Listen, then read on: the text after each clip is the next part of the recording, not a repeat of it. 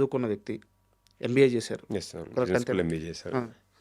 అటువైపు వెళ్తే ఓ corporate job, లక్షల్లో శాలరీసు అయన్నీ వదులుకొని ఒక్కసారిగా అంటే చిన్నప్పటి నుంచి సినిమాని ప్రేమించిన వ్యక్తి కాదు మీరు. కాదు. ఒక్కసారిగా తీసుకున్న డెసిషన్ ఏది మిమ్మల్ని ఇటువైపు డ్రైవ్ చేసింది? ఆ క్షణం ఏంటి? ఆ! క్షణం అనేది మాత్రం ఫస్ట్ 'ఇంద్ర' సినిమా అండి. 'ఇంద్ర' సినిమా చూస్తున్నప్పుడు చిరంజీవి గారే నన్ను బాగా ఇన్స్పైర్ చేశారు.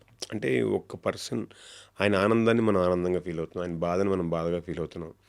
ఆహ్, అయ్ ముందు అసలు ఆ థియేటర్‌కొస్తే మన జీవితంలో ఉన్న అన్ని కష్టాలు మర్చిపోయి ఆహ్లాదంగా ఒక 2 ఇయర్స్ 2 అవర్స్ ఆహ్, వేరే వేరే వరల్డ్‌లోకి మనం తీసుకెళ్ళే ఒక ఛాన్స్. హ్మ్. హ్మ్.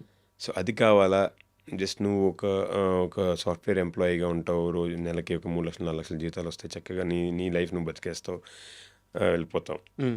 అది కావాలా అనే ఒక డెసిషన్‌లో నేనెందుకో అంటే ఎంతోమందిని ఎంటర్‌టైన్ చేయొచ్చు. ఎంతోమందిని అంటే మన నటనతో ఒక ఒక చిన్న అంటే ఒక 10 మినిట్స్ ఒక పర్సన్‌ని మనం నవ్వించిన ఈరోజు బ్రహ్మానందం గారి గురించి చెప్పుకుంటాం. మనకు తెలిసిన జనాలు ఎంతమందండి. మన ఫ్యామిలీ మెంబర్స్ కాకుండా మనకు తెలిసిన వాళ్ళు ఎవరంటే మన మన సినిమా వాళ్ళే. హ్మ్. సో, ఆ ఆనందాన్నిచ్చే అవకాశం ఉంది అని అనిపించినప్పుడు నేను ఇటు సైడ్ టర్న్ అయ్యాను.